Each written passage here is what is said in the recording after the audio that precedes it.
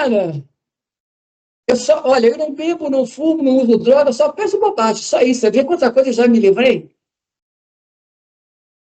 Então é isso aí, senhoras e senhores. Vamos iniciando o nosso estudo desta noite do Livro dos Médiuns. Nesta noite de 3 de abril de 2024. Aniversário de Jacareí. Estamos aqui com este fundo do Circo Máximo de Roma, senhoras e senhores. Com aqueles competidores em suas bigas. Estamos como eles, senhoras e senhores. Estamos com as nossas bigas em busca da vitória da doutrina espírita. Porque a nossa biga reforçada, porque a nossa biga é construída com a doutrina espírita, senhoras e senhores. A doutrina de Kardec, senhoras e senhores. Mas nós temos Jorginho. Jorginho passou numa loja e comprou sua biga com um cidadão chamado Ramatícios, senhoras e senhores. Não tem chance de dar certo. Vai quebrar essa biga do Jorginho na primeira curva, senhoras e senhores. Não aguenta muito. Todo mundo se localizado. São pangarés. Os meus cavalos não são andaluzos, são pangarés brasileiros. Todo mundo achados. 197. Antigamente, o senador colocava aqui o título da reunião, o capítulo. Tá acontecendo com ele aí. Depois que ele começou a cortar o cabelo com esse barbeiro novo dele aí, a coisa ficou difícil, cara. Mas tá escrito aqui, ó, estudo do Livro dos Médiuns, 36, parte 2, capítulo 16, item 197. Aonde está isso aqui, cara? Aqui só tem eu, sou Cláudio, JP, iniciou a gravação. Só aparece para ele, só. Não sei como é que aparece para vocês aí, mas para mim tá o título aqui certinho. Vamos lá. Segunda parte, né? Capítulo 16, item 197, bons médios. Médiuns sérios, aqueles que só servem de sua faculdade para o bem e para as coisas verdadeiramente úteis. Julgaria profanar caso a fizesse servir à satisfação dos curiosos e dos indiferentes, ou para futilidades. Médios modestos, os que não se atribui mérito algum pelas comunicações que recebe, por mais belas que sejam, consideram como estranho e não se julgam resguardados das mistificações. Longe de evitar as opiniões desinteressadas, eles as solicitam. As diferenças de médio. Aqui, gente, Babu, esse médio modesto aqui realmente é o que deveria ser todos os médios. Porque na palavra modéstia é aquele que tem, digamos assim, uma seriedade quanto aos seus dons. Porque muitos médios se gabam de receber boas mensagens, achando que eles são os responsáveis por isso. E aqui diz uma coisa importante. As mensagens não são deles, eles são apenas um lápis. Certo? E o mais importante aqui, Babu, que eu considero que vale a pena a gente falar sobre isso, ó. Consideram-nas como alheias e não se acreditam protegidos contra as mistificações. Cara, é inacreditável você ver em grupos mediúnicos que os médios acreditam que médio bom, médio sério, não sofre assédio. E está escrito, um bom médio é aquele que é pouco enganado.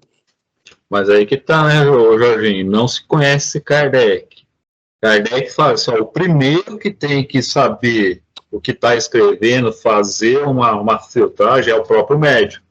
Mas o cara não conhece nada, não sabe escala espírita, não conhece todas essas diferentes tipos de médium. O cara se acha, tipo assim, não, eu sou médium, eu tenho uma missão nessa vida, e fica nessa baboseira. Essa que tem missão na vida já é um orgulho já para ele, não, eu sou escolhido porque eu tenho uma missão.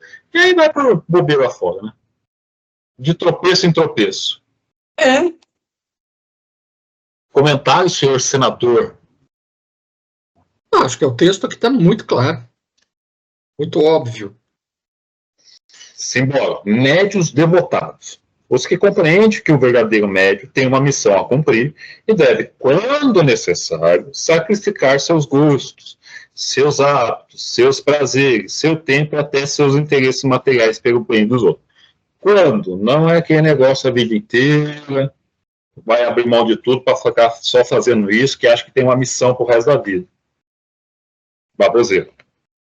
Médios seguros, os que, além da facilidade de execução, merecem a maior confiança pelo seu próprio caráter, pela natureza elevada dos espíritos que os assiste, e que menos expostos estão a ser enganados. Veremos mais tarde que esta segurança, de maneira alguma, depende dos nomes mais ou menos respeitados que os espíritos usam. Ou seja, aí já vai dando um toque, é só porque usa um nominho aí, o negócio é... E aí ele vai, vamos aqui terminar aqui, né? É incontestável, bem eu sentisse, que recapitulando assim as qualidades e os defeitos dos médios, isso provocará contrariedades e até mesmo animosidades em alguns. Mas o que importa? A mediunidade difunde-se cada dia mais. E o médium que não aceitasse essas reflexões provaria uma coisa, é que ele não é um bom médium. Isso é, que ele é assistido por maus espíritos. Kardec, crava. Aliás, como já disse, tudo isto durará pouco tempo. E os maus médios, os que abusam ou fazem mau uso de sua faculdade, experimentarão tristes consequências, como já aconteceu com alguns. Eles aprenderão por si mesmos quanto custa reverter em proveito de suas paixões terrestres um dom que Deus lhe havia concedido unicamente para adiantamento moral deles. Se não puderes conduzir ao bom caminho, lamentai-os, porquanto pode dizer que serão reprovados por Deus. Erasmo. Agora vamos para Sócrates. Esse quadro é de uma grande importância, não apenas para os médios sinceros, que procurarão de boa fé, lendo, preservar-se dos perigos a que estão expostos, mas também para todo aquele que se serve de médios, porque lhes dará a medida do que eles podem racionalmente esperar. Ele deverá estar constantemente sob a vista de todo aquele que se ocupa com manifestações, assim como a escala espírita de que é cumprimento. Esses dois quadros assumem todos os princípios da doutrina e contribuirão mais do que imaginais para reconduzir o espiritismo ao seu verdadeiro caminho. Sócrates. E aqui só vou pensar essa parte de Sócrates, que ele fala assim, principalmente, ele fala que o médium é o primeiro que tinha que tomar consciência, né? E ele fala daquele que se dirige ao médium, que aqui a gente chama de doutrinador, a gente fez outra coisa aqui. Ninguém estuda, então a pessoa que está ali, o dirigente, ele também não conhece nada de médium, para ele todo mundo que se manifesta ali é bom, é elevado, quando é um espírito sofredor que ele... Então, você vê, ali você tem um duplo filtro, primeiro começando com o médium e depois com a pessoa que se dirige ali na reunião, né?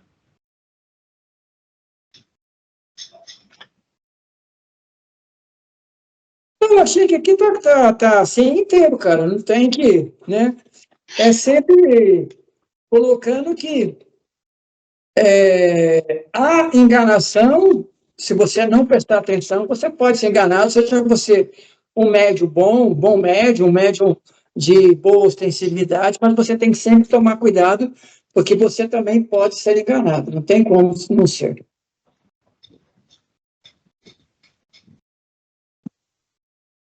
Aqui acho que também ele explica muito bem, né? Eu acho que aqueles que não são bons médios, que utilizam para proveito próprio, isso aí vai ficar claro no futuro, as pessoas vão perceber e esse tipo de gente vai acabar tendo que sair, tendo que parar.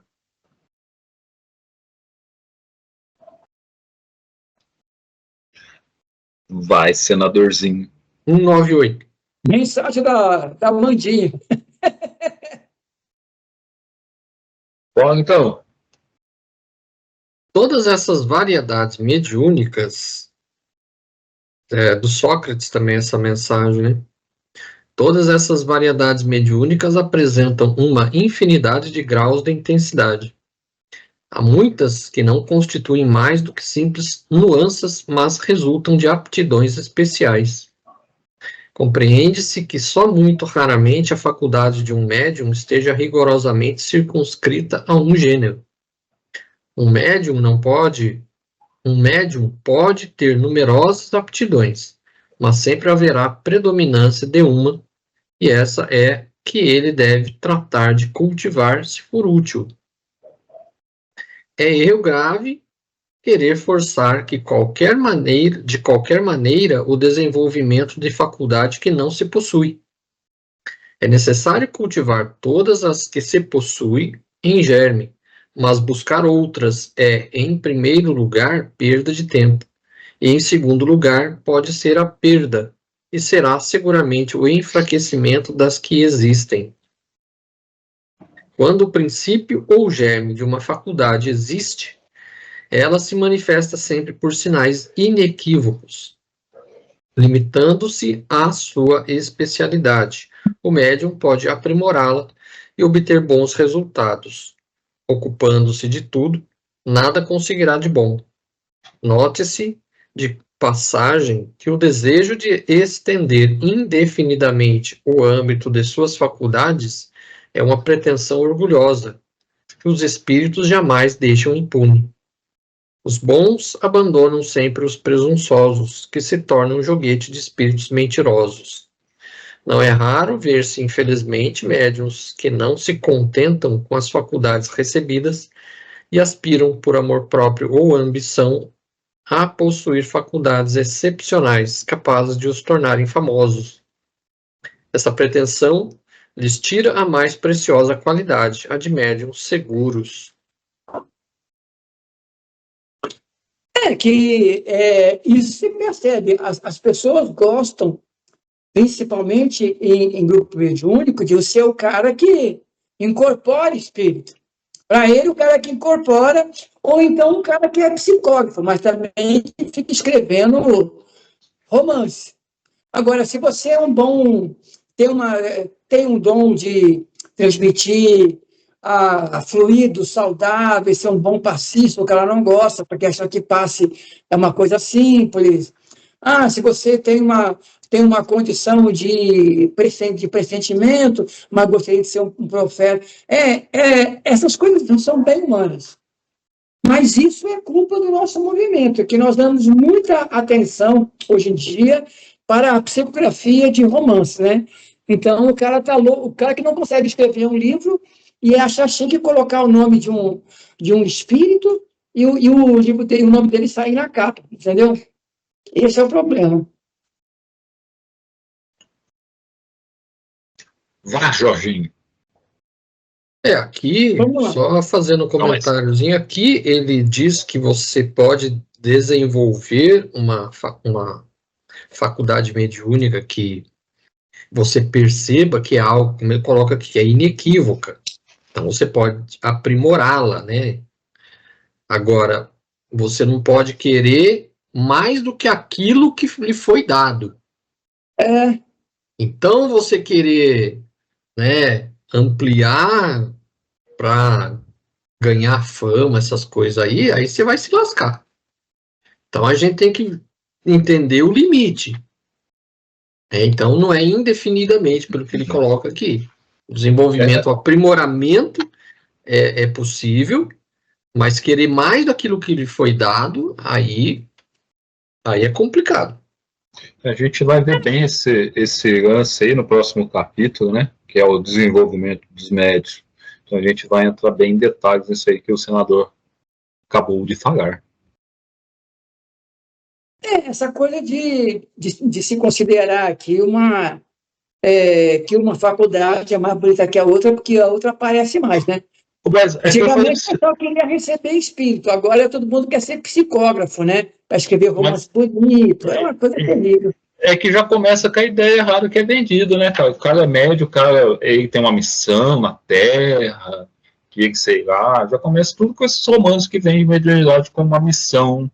tipo assim, pro resto da vida, que ele está comprometido. Kardec fala assim, ó, é uma missão, mas você só vai usar quando puder. Se você não pode, por causa do trabalho, essas coisas, você não usa, você não vem com o intuito, ó, você vai ser médium, vai fazer outra coisa da vida. Se você não dedicar tanto por cento da sua vida na mediunidade, você vai estar errando. Não existe isso, né? E aí, com as pessoas que é médium, se tem essa ideia que é mediunidade, que ele veio para aquilo, uma missão, aí é o orgulho da pessoa, né? Aí o orgulho, quando pega na rédea, aí vai que vai. Vamos lá, pessoal. 199. O estudo da especialidade dos médios é necessário não somente para eles, mas também para o evocador. Conforme a natureza do espírito que se deseja chamar e as questões que se lhe quer fazer, convém escolher o médium mais apto para aquela função. Dirigir-se ao primeiro que se apresentar é exposto a respostas incompletas ou erradas. Passamos uma comparação com fatos comuns. Não se confiará uma redação, nem mesmo uma simples cópia, ao primeiro que se apresentar, só porque ele sabe escrever. O músico deseja que se execute um trecho de canto de sua composição. Tem à sua disposição diversos cantores, todos hábeis. Entretanto, não os tomará ao acaso. Escolherá para seu intérprete aquele cuja voz, expressão, todas as qualidades, enfim, melhor correspondam à natureza da peça. Os espíritos fazem o mesmo em relação aos médios, e nós devemos fazer como os espíritos. Deve-se notar, além do mais, de que as nuances apresentadas pela mediunidade, e às quais ainda se poderia acrescentar outras, nem sempre se relacionam com o caráter do médium. Assim, por exemplo, um médium naturalmente alegre e jovial pode receber habitualmente comunicações sérias e mesmo severas, e vice-versa. Essa é ainda outra prova evidente de que ele age sob o impulso de uma influência estranha. Voltaremos a esse assunto no capítulo que trata da influência moral do médium mais adiante. Aqui é a primeira parte, né? A primeira fase. O estudo da especialidade do médium é necessário, não apenas para este, como para o evocador. Ou seja, temos vários tipos de médium. Tem dentre os médios escreventes, que é o mais comum, Kardec vai falar, ó, tem aquele que é mais apto para receber coisas de ciência, tem aquele outro que é mais para receber coisas filosóficas, e aí que ele vai fazer isso? Os espíritos vão usar aquele médio melhor para ver. Aí a gente vê outra grande diferença. Quando Kardec sistematiza todos esses 23 livros dele, com isso ele faz assim, ó, vocês vão seguir um trabalho parecido com o nosso, de ter evocação, de ter conversa com o espírito, questionar o espírito, e não o que a gente faz na casa espírita. Por isso que Kardec fala assim, ó, vocês vão ter uma gama de médios, vocês vão ter que saber que espírito que vai evocar, que tipo de pergunta você vai fazer para ele, e a gente abandonou. Então, por isso que eu falei em reuniões passadas nossas aí, que o que Kardec propõe aqui em toda a sua codificação não tem nada a ver com o que a gente faz no centro espírita, não tem como tentar comparar, porque não tem nada a ver. Para Kardec, espiritismo é você ter um grupo de estudo, os médicos chamar, conversar, questionar. Isso é espiritismo para ele. Aqui ele deixa bem claro que você não pode escolher qualquer um para determinada função. Assim como você vai contratar um funcionário de uma empresa, você tem que contratar alguém capacitado, você não vai contratar qualquer um para fazer um negócio. Então, vamos dizer assim, se for comparar o que hoje é feito nos centros espíritas, hoje é feito algo assim, um atendimento espiritual como se fosse uma linha de produção. Então, o que Kardec fazia era como aqueles trabalhos que você fazia personalizado. Então, a pessoa fazia um negócio muito bem feito, né? O centro espírita é algo assim, uma linha de produção. Então, está tendo demanda. Tem demanda, mas nós precisamos de trabalhador. Então, não tem alguém, vai qualquer um mesmo. Mas, em cima disso, senador, o que Kardec propõe? Que o espiritismo vai gerar conhecimento. O centro espírita não gera conhecimento. É um pronto-socorro. Você viu o negócio de que nem religião vem aqui, que a gente dá um jeito. que Kardec propõe com essas 23 obras, com esse estilo que ele fala, é para produzir conhecimento, para andar tempo a tempo com a modernidade, ó. Então, por isso que ele fala que o espiritismo nunca vai ser ultrapassado, porque ele tinha que caminhar. Então, o centro espírita hoje não gera conhecimento, não gera nada. É uma religião que você vai lá para curar as pessoas só. Mas é essa a questão que nós sempre conversamos aqui. O centro espírita, ele tinha que ser, além do atendimento, de tudo, gerar conhecimento, porque é para isso que ele existe. Porque se o centro espírita, que é a reunião dos espíritas, não gera conhecimento, a doutrina fica parada em 1857, e ela tem que crescer com o tempo. Quer dizer, a geração futura tem que participar, ampliar conhecimento, provar os conhecimentos antigos mais desenvolvidos. O erro do nosso movimento é que o centro espírita não promove conhecimento espírita. Essa é a questão. Ele não promove uma ciência espírita, ele não promove uma filosofia espírita, o que ele só faz é aplicar passe nas pessoas. E não está errado, mas estava equivocado que a casa espírita ela fica como se fosse só uma religião. Esse é o que nós falamos, Jorge, isso não vai mudar, porque esse espiritismo que está aí é para ser religião.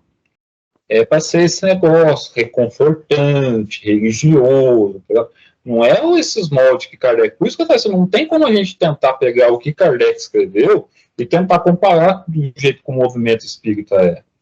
Não tem cabimento, porque são coisas contrárias. Então, de você que isso não vai acontecer. Depende de nós fazermos promover esse movimento, criar centros espíritas com gente nova, aproveitar as oportunidades onde você está, criar estudos mais elaborados, sabe? Nós temos que fazer isso. Eu vou falar uma coisa para passar para o senador, vai até... A velharada que está lá, mano, é tudo religiosa, não vai querer mudar. Viu? A FEB não quer mudar, uma USE não quer mudar, uma aliança não quer mudar. Não, para ser justo, vamos dizer assim, não é que o centro só promove passe. As pessoas vão em busca do passe porque a porta de entrada do centro espírita é o passe. Mas lá é feito um trabalho de convencimento às pessoas para estudarem. Mas qual que é o estudo que é proposto, por exemplo, nas casas da Aliança, porque eu não conheço outra casa? É a EAE, é a Escola de Aprendizes. Mas o estudo que é feito é um estudo religioso, ele é muito calcado em religião. Por quê? As pessoas vão em busca disso. Infelizmente, isso está entranhado no povo brasileiro, essa forma de pensar religiosa. O espiritismo, como ele era na época de Kardec, ele não iria prosperar no Brasil da forma que é se não tivesse o lado religioso, porque o brasileiro ele é assim. Precisa mas muito esclarecimento para isso, esse estado de coisas mudarem, as pessoas compreenderem. Porque ainda é uma coisa assim, parece que é mental do brasileiro, aquela coisa da religião, do ser religioso. Então, o centro espírita ele oferece conhecimento, mas o conhecimento que ele oferece é um conhecimento religioso, o que não é exatamente o que Kardec oferecia. Mas é um negócio que é difícil de mudar. Mas isso aí aconteceu, é o que nós já falamos, aconteceu lá atrás com a FEB. Aquele negócio dos espíritos científico e religioso, que, tipo assim, que o pessoal começou a falar que, não, porque esses aí estão contra Cristo. Começa a usar essas coisas que nem evangélico usa hoje em dia, né? Você está contra Deus, contra a Bíblia. É o mesmo discurso lá de trás. Se usou-se muito, que os outros grupos estavam querendo distorcer, levar as coisas para longe do Cristo. Então, já foi pregado uma ideia de religião. Por isso, e quem vai hoje é uma religião, vai atrás da religião. Não vai atrás de um espiritismo que nem Kardec propôs aqui, de estudo, de você evocar, de você perguntar, de você ter esse... Hoje em dia, por isso que eu falo assim, é difícil mudar isso, porque vai de gerações em gerações. Até o pessoal descobrir o que é espiritismo, né, vai gerar, porque hoje é uma religião, o pessoal vai lá como em qualquer outra religião. Se isso faz bem para a pessoa, vai que vai. Mas eu ainda penso que compete a um grupo que começa a sentir a diferença, utilizar a casa para modificar esse negócio. Aí também o movimento está muito sossegado, né? Mas eu acredito que a gente pode começar a introduzir, claro que vai ter barreira, vai ter choque com as pessoas antigas, né? Mas a gente tem que fazer que a doutrina se desenvolva para frente, senão ela Então, vai... mas isso não se dá da noite para o dia. Não, infelizmente não, mas nós já deveríamos estar bem mais adiantados, Claudinho. É que nem o senador colocou, não tem como uma casa daquela se oferecer um curso que não seja aí, Jorge. Não, porque, Cláudio, eu te faria uma pergunta. Você pensa bem, até os anos 80, o nosso movimento tinha esse trabalho de filosofia. Você pensa bem, foi nos anos 70 que apareceu o Herculano Pires, sabe? Esse pessoal sempre debatido. Nós tivemos o Conselho Espírita Universitário na faculdade, né? Que muitos centros não aceitavam, porque chamavam o pessoal de comunista. Mas, a partir do ano 2000, é que a coisa começou a ficar nesse... Então, mas o problema, sabe o que é? A gente está num período aí que está se falando muito sobre os 60 anos do golpe militar. Os militares, eles praticamente acabaram com o ensino de filosofia nas escolas. Conteúdo de história, assim, a grade da história, ela foi assim, super reduzida. Todas as matérias que faziam os alunos pensarem e raciocinarem foi tirado da grade escolar. Nós vivemos hoje numa geração que as pessoas não foram ensinadas a pensar e a raciocinar. É só pensar que nem robozinho, porque era o que os militares queriam. Você entendeu? Isso não vai mudar da noite para o dia. Então, isso precisa talvez mais umas 2 gerações para as coisas começarem a mudar, né? Então, é necessário tempo. Agora, tem o curso de filosofia espírita, por exemplo, mas o curso de filosofia espírita coloca muita coisa religiosa. Então, também é complicado. E as pessoas vão com o intuito de aprender coisas religiosas também.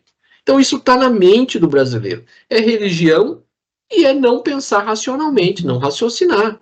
O negócio foi assim, pensado para justamente criar, né, um povo que não pensa, um povo que não discute, não questiona. Vivemos essa geração, infelizmente. Simbora? Capítulo 17. Formação dos médios.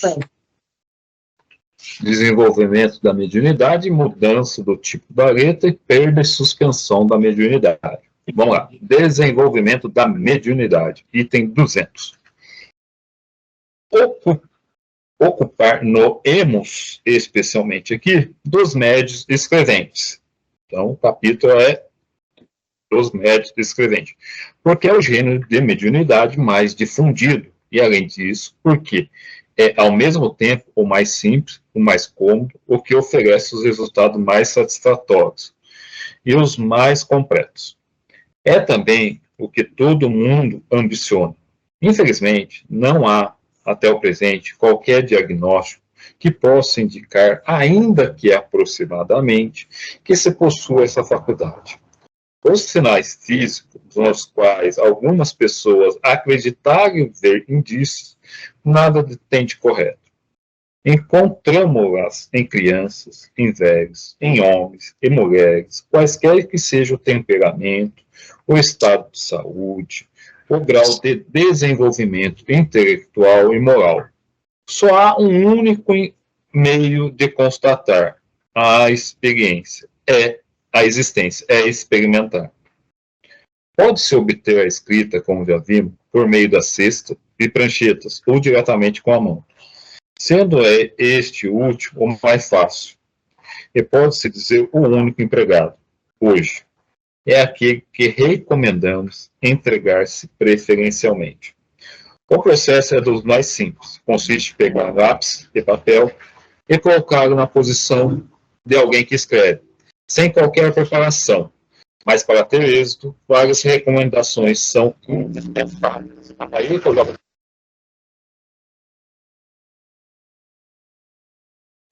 Eu tenho, irmão. Tá passando o bicheiro, tá bom. Agora, o que acontece aqui é bom sempre lembrar. Por que apareceu a cestinha, a prancheta antes? Para que as pessoas tivessem a certeza absoluta que eram uma personalidade estranha. Porque, na verdade, os espíritos já sabiam que bastava colocar uma caneta na mão, uma pena, um lápis, para que a escrita acontecesse. Mas se ela viesse logo de cara, não haveria provas suficientes para poder as pessoas acreditarem que era uma personalidade estranha, uma personalidade outra além da pessoa. Então, hoje, realmente, é a mais simples, é a mais comum até hoje, mas principalmente por quê? Porque não diretamente como na época de Kardec, na escrita de romance, porque na época quem escrevia os livros espíritas eram os próprios autores. Não existia romance espírita psicografado naquela época. Mas hoje em dia todo mundo quer escrever romance espírita psicografado. Até tem gente que não lê romance espírita se ele não for psicografado. Tem escritores muito bons, espíritas, que fazem romance e que coloca assim, não é psicografado, o cara não vende. Porque o cara acha que quando é psicografado, aí que o romance é bom. Caramba, um escritor, ele é bom por ser bom. Jorginho, vamos voltar para o assunto, Jorginho. Vamos voltar para o assunto. Volta para o assunto. Aqui vai falar da mediunidade de escrita, né? Ele fala assim, principalmente, não tem qualquer característica sinais físicos. O que se vende muito hoje nos centros espíritas, tem livro que fala isso, a pessoa que vai escrever começa a formigar a mão. Isso aí é uma mentira desgravada que se vende no meio espírita até hoje. Os livros de mediunidade têm essas baboseiras. Então, Kardec vai falar, não tem nenhum sinal físico, não tem nada. Se for médium, bota para escrever. Vamos sentar ali, dar a caneta, e vai ter que ter uns preparos. Não precisa ficar evocando, ficar fazendo os negócios. Ele vai dar os passo a passo. Vai dizer assim, não vai ter, porque hoje no centro espírita você fala assim, a mão começou a formigar, o braço, como foi, é mediunidade. Não tem nada a ver disso. Kardec vai dizer, não tem nenhum sinal exterior, nada. O único jeito é experimentar. Mas nenhum tipo de mediunidade tem sinal assim, tipo arrepio, formigamento. Mas é o que mais você vê. Tipo de Elan. O que Kardec falou daqui, assim, tem pessoas que vê um espírito de relance uma única vez, já vai no centro espírita, pensando, não, isso aí é mediunidade, estão chamando você para o trabalho, não tem nada. Kardec lá atrás falou assim, a pessoa pode ver um espírito e nunca mais ver. Entendeu? Mas aqui vai se criando esses mitos, o braço formigando, eu quero escrever, a mão fica pesada, eu sinto a minha mão cheia de energia, eu vou ser passista. Aí vai que vai, tio. Aí você perde o bom senso já. E aqui ele coloca bem claramente que aqui a mediunidade pode apresentar em qualquer pessoa. Não discrimina ninguém. Criança, nem fala. Você vai pegar hoje, que eu falo, você é tão distorcido, não tem como comparar o que Kardec fazia, que era gerar conhecimento e tudo mais, o estilo de trabalho, porque hoje, você não pode trabalhar no centro espírita se você não fizer curso de médium. Primeira coisa, é absurdo. Vai botar uma criança de 16 anos para psicografar? Não pode. É errado, tem que fazer os 300.000 cursos, então já virou uma regra. Por isso que eu falo, é sacerdócio, porque tem os negócios, tem os dogmas, tem tudo ali. Então, imagina uma criança de 16 anos trabalhando num trabalho. Não pode, já esquece. Eu acho importante que faça o curso de médiums, se for um curso de médiums realmente bom, que seja baseado no livro dos médiums, aí tudo bem, eu acho válido isso daí, porque conhecimento nunca é demais. O problema é que os cursos de médiums por aí, eles ficam baseando em outras obras que não o livro de médiums. Mas aí complica. Mas o que Kardec vai falar aqui? O estudo do livro dos médios é excelente, mas assim, você vai aprender isso aqui escrevendo, trabalhando. O curso de médio, na verdade, é uma prática. A gente vai ler, vai debater, vai estudar isso aqui, beleza, mas a mediunidade mesmo não vai se desenvolver com o curso de médio.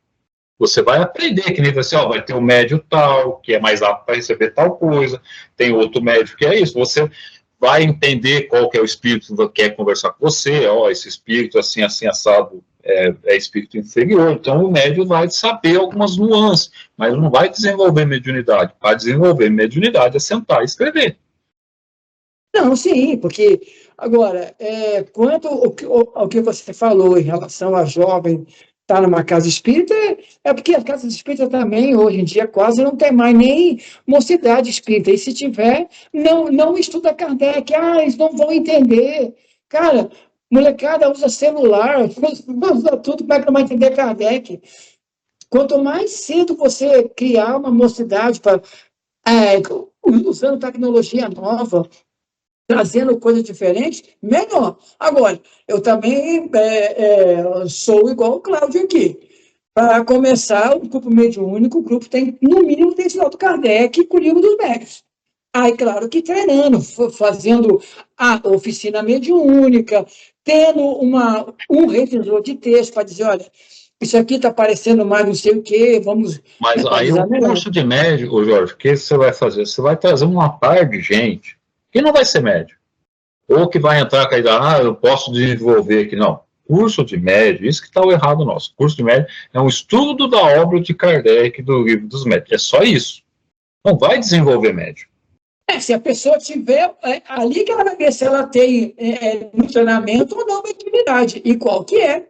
Sim, o curso de médios é para esclarecer a pessoa que se ela tiver, aí ela pode desenvolver. O curso de médios, ele não é de fato para fez o curso, você tem um diploma de médio, não é essa a proposta. A proposta é esclarecer as pessoas que terem conhecimento sobre o livro dos médios. Essa seria a proposta. A questão é que faz o curso de médios como uma usina de fabricação de trabalhadores para casa. E muitas vezes não estão capacitados.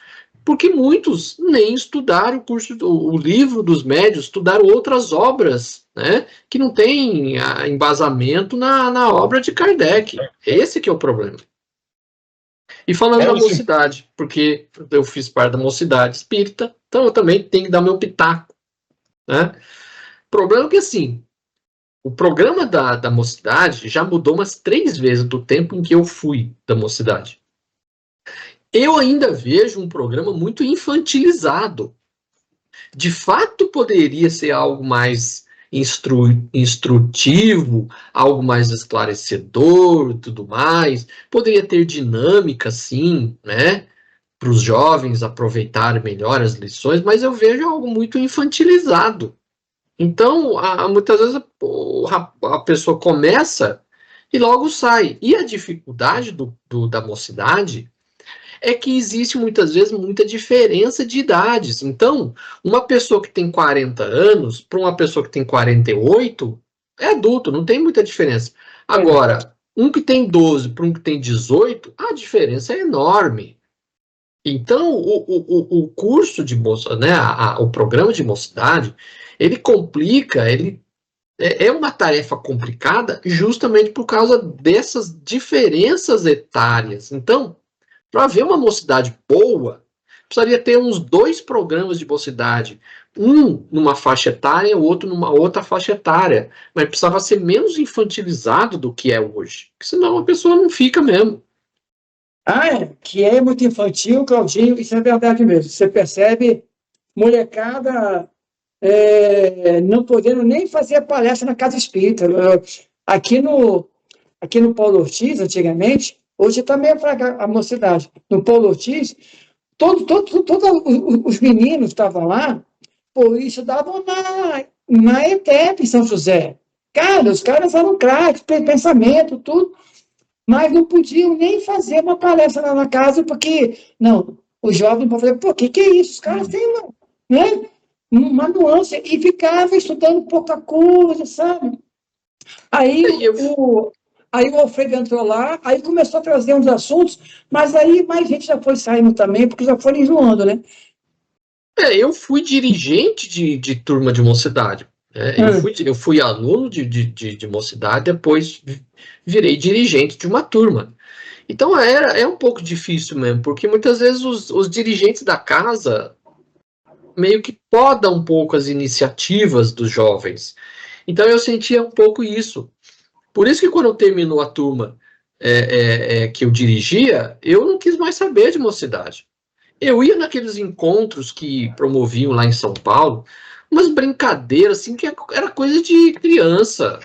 Olha, complicado esses programas de mocidade. Então, teria que realmente dar uma boa modernizada. E outra, as condições demográficas hoje em dia não dá mais para você ter aquelas turmas de 30, 40 jovens como era 20, 30 anos atrás. A minha avó teve 10 filhos, a minha mãe teve 5, a minha irmã teve 2. Tem gente que não está tendo nenhum hoje em dia. Então, demograficamente, não dá mais para você ter aquelas turmas imensas de jovens. Isso é consequência da demografia que nós estamos vivenciando hoje. Eu também vejo assim, o Claudinho, mas é como você falou, eu sinto que as mocidades espíritas, principalmente aqui no Brasil, e antigamente deveriam ser diferentes, mas atualmente também é assim, é um golpe muito ralé, que eu acho, de catequese, né? Nossa Senhora, aí não pode ser. É porque segue uma cartilha, Jorge, é o que nós estamos falando, a FEB, a Aliança, a USO tem uma cartilha, que o negócio não vai mudar. Ele vai fazer uma colocação ou outra, mas a ideia de catecismo vai ver. Aí você pega, mano, um jovem, que nem você falou, 18, tá numa ETEP, 16, 17, depois vai para uma faculdade. O cara não vai ficar com papinho além numa faculdade. Tipo assim, numa faculdade o cara ali vai aprender muita coisa. É só no centro espírita essa ideia ainda, muito antiga. Não, o jovem não pode, tal. Mano, pode muito melhor que essa vaiarada que tá lá, mano. Que não abre a cabeça, que é tudo religioso. Eu não sei se o Cláudio tem encontrado, porque vocês são aí de São José dos Campos, mas tem encontrado os ex-companheiros de mocidade. Mas do grupo do qual eu colaborei junto com o Alfredo para tomar conta, eu vou te contar uma coisa interessante, você pensa bem. Eu tenho já não é um rapaz, é um cara já casado, com 2 filhos, mora em Ribeirão Preto. Claudinho, ele se formou em História, né? Fez um bacharelado para ser professor de História e hoje dá aula em Ribeirão em cursinho. Ele é um professor de cursinho em História. Ele não é mais espírita, ele não colocou comigo, não, João, eu não sou mais espírita, não. Eu falei, cara, mas não é possível, você fez História, quanto mais você se aprofunda, mais você fica falando, não, Jorge, bobagem essas coisas. Você pensa bem, ele era dirigente dos jovens, participou do encontro regional da USE, em São Paulo, aqui em Jacareí. O cara entrou em História, saiu, casou e assim, ele falou, não sou mais espírita. Mas aí que tá, o que acontece muito, que nem o senador falou, vamos pegar essa época de hoje, que tinha 30 negros da mocidade. Mano, tipo assim, pegando um senador assim que teve vida longa aí no centro espírita, ninguém mais tem, porque, tipo assim, é uma coisa religiosa, o jovem não tá querendo uma coisa muito religiosa. Então os caras saem, por isso que eu falei, no centro espírita tem muito jovem, não tem mesmo, o pessoal que era lá do GF, falar, pô, aqui tinha tanta mocidade, tinha tanta pessoa, mas você vê que ninguém virou trabalhador da casa, entendeu? Não vai virar, mano. Não tem. E aí o seu amigo aí é meio culpado também, porque ele não se aprofundou em estudar espiritismo, né? Ele ficou naquela coisa rasa. Aí depois vai passando o tempo, tem que ir lá bater cartão, porque centro espírita bater cartão. Eu tenho que ir, senão não sou trabalhador do Cristo, estou faltando com o negócio, responsabilidade, essas baboseiras que se inventam aí, né? Que você tem que bater cartão, senão vai ficar ainda vai mais castigo. Ainda mais se a pessoa fez História, Ele deve ter visto que é muita papagaiada que se fala no meio espírita em relação à história. Ele viu que era tudo fantasia, falei, isso é tudo bobagem mesmo. Eu não o condeno por isso, porque no fundo ele tem razão. Mas eu sempre penso que transformamos bastante essa nossa mocidade em catequese religiosa normal. Que você encontra o mesmo tipo e você pensa bem. E nas catequeses católicas e protestantes, os jovens ficam. Porque eles são ali para a religião. Então, para eles, a coisa está certa. Agora, os jovens aqui não ficam. E o que acontece na casa espírita? Vão ficando só os velhos. Daqui a pouco os velhos vão morrendo e o centro espírita não tem, como é que chama? Renovação da atmosfera. Mas é o que se fala muito no meio espírita hoje, que o espírita, né? Não sei se vocês ficaram sabendo aí, o presidente da Aliança na época, não sei se ele ainda era presidente, ele fez lá um vídeo lá, né? O espiritismo vai acabar, que não sei o quê, comentando lá, né? Tem um vídeo falando sobre isso, depois ele comentou sobre esse assunto. De fato, se continuar nessa vertente, um dia vai acabar mesmo. A tendência é acabar, porque a tendência no futuro é não existir mais religiões. Se o espiritismo entrou nessa onda de ser religião, ele vai acabar mesmo. É por isso que eu falo assim, não adianta você tentar mudar muito esses centros que são as instituições, sério, porque aí você tem um programa religioso, você não vai conseguir mudar, você não vai chegar numa casa espírita que é vinculada à aliança, vamos mudar tudo isso aqui, vamos fazer, não, a gente segue aquela evidência do espiritismo religioso, aquela cartilha, não vai ter como você mudar essas coisas. Aí vai, o caminho é o que o Cláudio falou, cada vez menos pessoas se interessando. Vamos lá, seguir em frente, 201. 201. No tocante às condições materiais, recomendamos evitar tudo o que possa impedir o livre movimento da mão. É mesmo preferível que ela não se apoie inteiramente no papel. A ponta do lápis deve manter o contato necessário para escrever, mas não para oferecer resistência. Todas essas precauções se tornam inúteis quando se começa a escrever corretamente, porque então nenhum obstáculo poderia deter a mão. Essas são apenas as preliminares do aprendizado. Ou seja, instruções práticas, né? Como fazer. Assim, segura ali, não apoia o braço sobre a mesa, segura, se for, vai começar.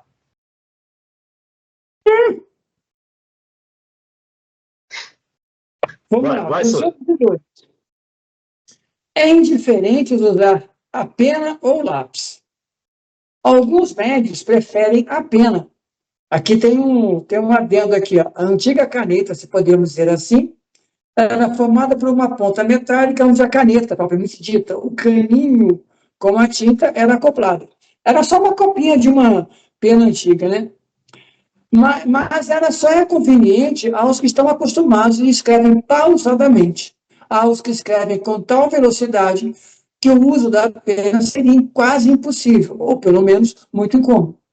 Acontece o mesmo quando a escrita é irregular ou aos trancos, ou quando os espíritos são violentos, que batem com a ponta e a quebram, rasgando o papel. Agora, aqui também temos que colocar uma coisa importante. Quando o espírito não sabe trabalhar com o médium, aí eu também sigo o nosso... Eu sigo o voto do relator aí, o Claudinho, que tem que fazer um estudo mediúnico, porque é o médium que controla esse negócio.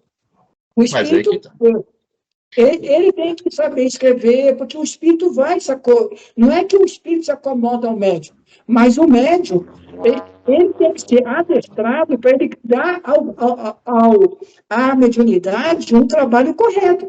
Porque o cara que escreve correndo, depois ele nem consegue decifrar o que escreveu, a mediunidade fica zerada.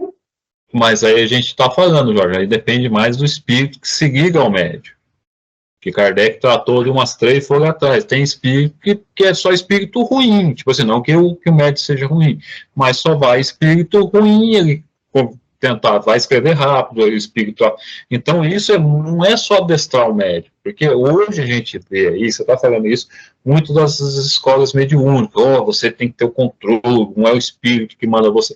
Kardec está falando aqui, vai ter médium, vai ter espírito, que ele falou, que nem eu falei para você, só vai colar espírito, tipo assim, ranhento no médium.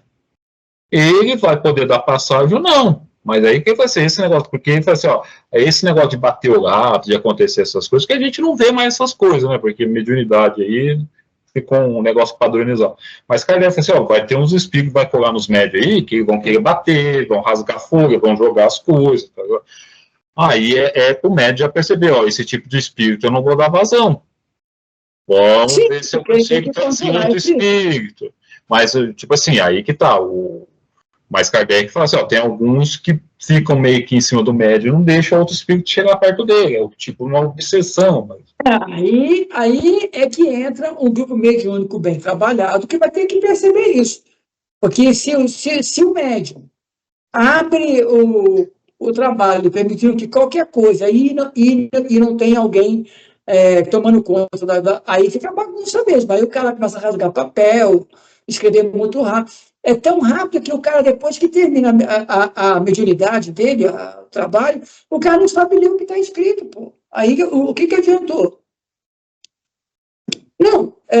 Não sei se vocês já chegaram a ver, olha como é o perigo, como o Cláudio falou, de não ter estudo e não ter um dirigente correto. Se vocês, na época de vocês, acontecia aquelas sessões públicas, tinha um Santa Jacareí que fazia isso, né? Num dia específico, que era sempre sexta-feira, tinha um atendimento, mas aí tinha a mesa onde ficavam os médicos, podia receber uma mensagem do mentor da casa e tal. Aí uma moça recebeu uma mensagem de um menino falando com a mãe e tal, falou o nome e tal. Aí perguntaram assim, poxa, mas como é que é o nome da mãe? Aí o garoto não falou, alguém aqui tem fulano de tal, tem esse nome? Não. Quer dizer, ela deu uma mensagem para o nome de um garoto que não tinha ninguém conhecido ali na coisa, então para que teve? Mas aí que tá o erro, Jorge. Tipo assim, se fosse uma reunião que nem Kardec fala, foi assim, chama o espírito de novo, vamos perguntar as coisas para ele. Esse negócio de ter mensagem à toa, não, vamos receber uma mensagem do mentor da casa. É uma religião, não? O espírito aqui da religião, aqui nossa, aqui vai falar. Por isso, Kardec, tipo assim, Kardec vai falar, primeiro você vai, que nem ele falou folhas atrás, para você treinar a mediunidade. Se o cara tem mediunidade mesmo, primeiro vão chamar o espírito guia dele. Pelo espírito guia dele, a gente vai saber o tipo de mensagem que esse médico pode dar, se é mais filosófica, se é científica, se é histórica, tudo mais. Aí ficou esse mito, tipo assim, Chico Xavier, o pessoal fica escrevendo mensagem e acontece essas coisas. Se fosse um centro, chama de novo, interroga, o que é essa mensagem? Por que você está se fazendo passar por esse menino? Se for um espírito zombeteiro. Senão, o médium hoje em dia, coitado, não tem conhecimento de mediunidade, de dos médios, e ele está achando que está fazendo alguma coisa, tá ligado? E pode ter mediunidade, só que tipo assim, assistido por espíritos levianos, que nem o espírito leviano é o primeiro que quer chegar e ficar falando abobrinha. E aí o que acontece? Decepção do médium. Muito provavelmente o espírito que estava passando essa mensagem estava tirando sarro de todo mundo. Aí o que aconteceu? Aí, com o tempo, devido a uma série de problemas como esse, pararam com esse trabalho. Não pode ficar assim aberto, então não. Você percebia que o erro estava em não treinar as pessoas, sabe? Não trabalhar o estudo, não ter treinado o pessoal. Essa é a questão. Porque o problema é que, assim, hoje em dia é muito difícil você conseguir pessoas que saibam questionar os espíritos. Né? Boa. Tanto o médium é difícil encontrar, como alguém que saiba questionar os espíritos. Então acontece essas coisas aí.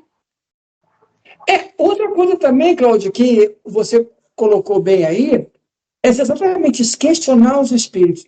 Como o Babu sempre coloca corretamente, como nós fizemos uma religião dentro do movimento muito forte, as pessoas têm... É quase um tabu você questionar o espírito, cara. Nossa, você está duvidando, falando... Nossa, esquece que o Herculano Pires, na época mais forte do tempo dos militares, o Chico recebeu uma mensagem do Emmanuel que ele não é que ele justificava a tortura, mas ele dizia o seguinte, essa é a mensagem do Emmanuel. Através do sofrimento, do momento, o espírito encontra a sua reencarnação. Nossa, o Herculano foi até Uberaba, falou, Chico, chama o Emmanuel aí que eu vou conversar com ele. Ele não pode justificar a tortura nunca foi uma coisa boa. Você pensa bem, o pessoal ficou chocado, como é que o Herculano Pires foi questionar o Emmanuel? Mas isso nós já falamos, isso está no coração pátrio do Evangelho, coração do mundo, nem sei mais como que fala, está lá, o último dos capítulos fala também. O Espírito fala, aqueles espíritos marxistas, que são coisas do demônio, ele não fala nesse negócio, que são do lado negro da força, pode-se usar toda a força que convém do Estado. O que é a força do Estado na ditadura? É a tortura. Isso está escrito no coração pátrio do mundo, ele está esquecendo o mundo. E isso é uma coisa que todo mundo lê do capítulo 19, 20, 21, e tá lá, e ninguém questiona essas coisas. Todo mundo tá careca de saber que o Chico era ultraconservador. Ele estava muito alinhado às ideias do regime militar, né? Tem até uma frase que eu não sei se é verdade, mas eu vi aí em rede social, ele declarando lá que o governo militar estava cheio de pessoas de luz. Pô, se aquilo lá estava cheio de pessoas de luz, imagina se fosse ruim, então. Não, mas aí entra no que você falou. Devido a essa falta, as pessoas hoje não sabem questionar o espírito. E, principalmente, o médico ser questionado. Olha, vamos chamar esse espírito de novo aqui, porque para a gente ver como é que funciona. Ah, não, o cara fica melindrado, está dizendo que eu estou mistificando. Não, meu filho, vamos questionar o espírito. Mas aí que está, Jorge. Não dá para comparar o que Kardec queria e previu que fosse acontecer, que era desejado que fosse, com o que a gente pratica hoje aqui no Brasil.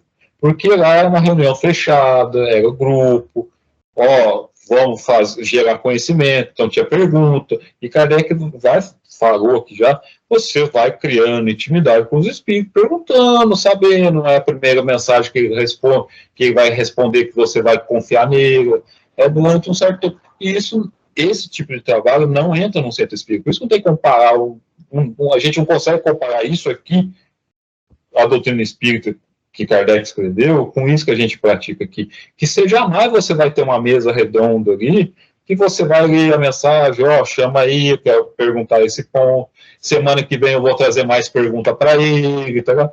Porque é religião, não é gerador de conhecimento. Não é uma coisa que vai acompanhar os tempos. Ali é uma coisa que estagnou no passado, que vai ficar naquela religião. Então, não tem como comparar uma coisa com a outra.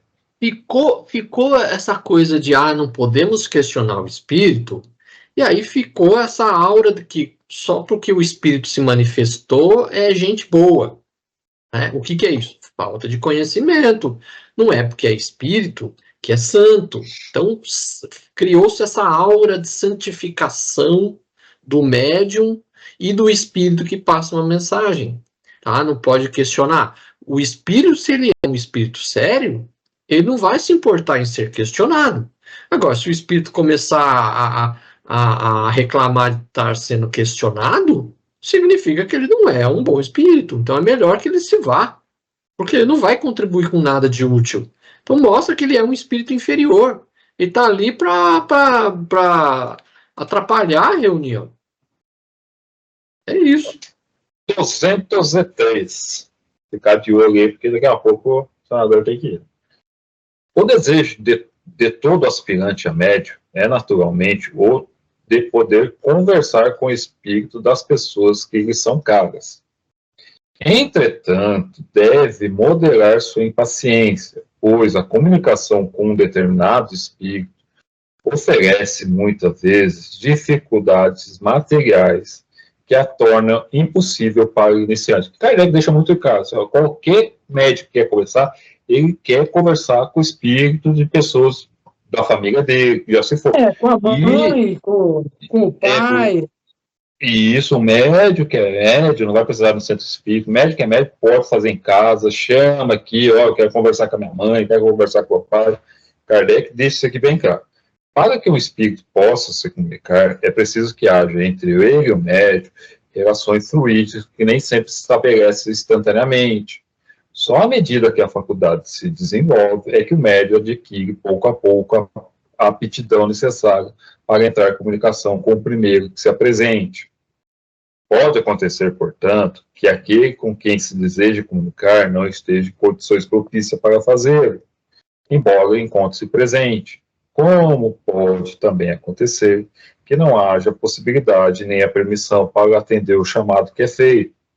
É por isso que é conveniente, no início, não obstinar-se em chamar um determinado espírito com exclusão de qualquer outro, pois acontece muitas vezes que não é com esse que as relações fluídicas se estabelecem com mais facilidade, por maior simpatia que se tenha por ele. Antes, pois, de pensar em obter comunicações desse ou daquele espírito, é preciso impulsionar o desenvolvimento da faculdade. E, para isso, necessário é fazer um apelo geral e dirigir-se principalmente ao seu anjo guardião, tão esquecido no movimento, né? Não há absolutamente aqui fórmula sacramental.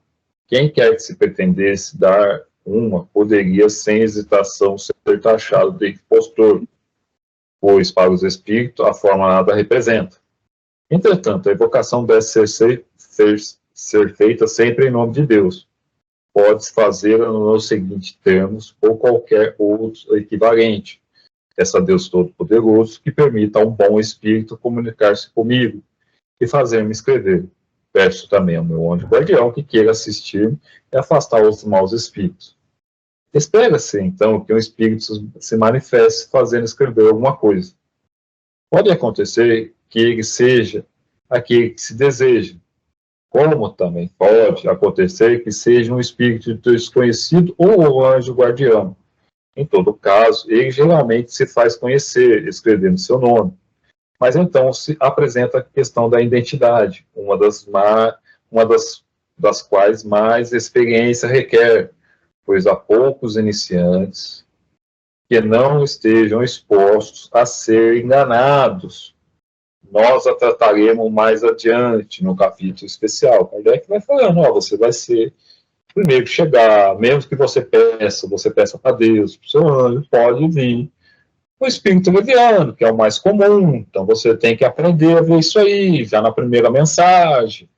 Se chegar falando que você tem missão, que você foi escolhido, que você já fica com o pé atrás, já fica na retaguarda com esse espírito e tudo mais. São dicas, negócio, mas que você vai desenvolvendo. Senador, vou terminar o restinho, hein? Quando se quer chamar determinado espírito, é essencial, no começo, dirigir-se apenas àqueles que sabem serem bons e simpáticos, e que podem ter um motivo para vir, como parente ou amigos. Nesse caso, a evocação pode ser assim formulada: em nome de Deus Todo-Poderoso, peço que dá o Espírito, comunique-se comigo. Ou então, peço a Deus Todo-Poderoso que permita a tal Espírito comunicar comigo. Ou qualquer outra forma que corresponda ao mesmo pensamento. Não é mesmo necessário que as primeiras perguntas sejam feitas de maneiras que a resposta seja simplesmente sim ou não. Como, por exemplo, está aí, quer me responder, pode me fazer escrever. Mais tarde, essa preocupação se torna inútil. Ao início, trata-se apenas de estabelecer uma relação. O essencial é que a pergunta não seja fútil, que não se trate de coisas de interesse particular, e principalmente que ela seja a expressão de um sentimento benevolente e simpático pelo espírito a que se dirige. Ver adiante o capítulo especial sobre evocação. Então, o Kardec vai dando passo a passo, ó, fala com seu anjo da guarda, chama aqueles familiares que você já vai ter uma certa relação com eles, comece a escrever ver o que ele está escrevendo. No começo você pergunta se pode escrever, se quer escrever. Aí depois isso vai se tornando inútil. Vê se segue alguma coisa ali. Não segue. Não se tem estudo, mas aí que tá, não é por maldade, é que não sei se tem, não tem a dimensão realmente de mediunidade, mano. Não tem. Se vende todo esse negócio, não é bom chamar fora do centro mediúnico, é que é uma coisa religiosa, é proibição de Moisés, não faça, tal, porque a pessoa não conhece nada. Ainda é mais fácil. Vê o seu tempo aí, cara.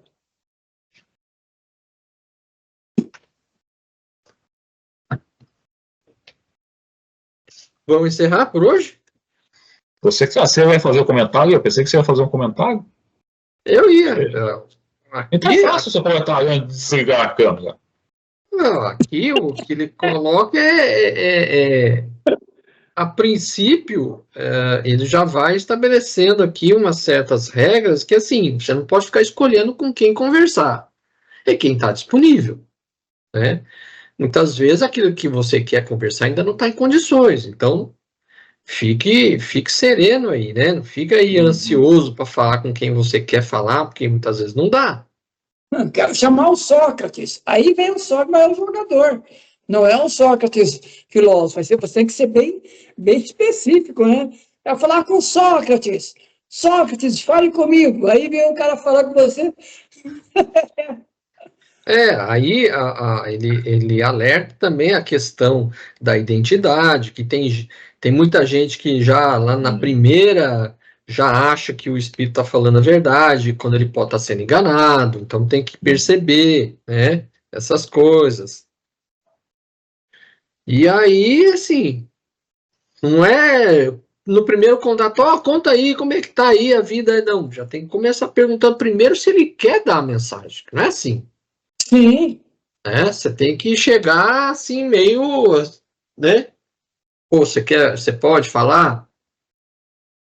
Então tem que ser aos poucos. Você nem conhece o espírito. Tem que criar, como ele coloca aqui, tem que criar intimidade com o sujeito. Não, mas principalmente, Vai... ô Cláudio, tem que, digamos, se é uma reunião mediúnica, é como se fosse uma reunião de trabalho. Você tem que ter uma pauta, né? Tem que ter uma sequência para começar. Isso é arte, não é sentar e fazer brincadeira do copo. Tem algum espírito aqui? Sim. Ô, Jorginho, como que chama o seu amigo Rustem mesmo? É Paulo o quê?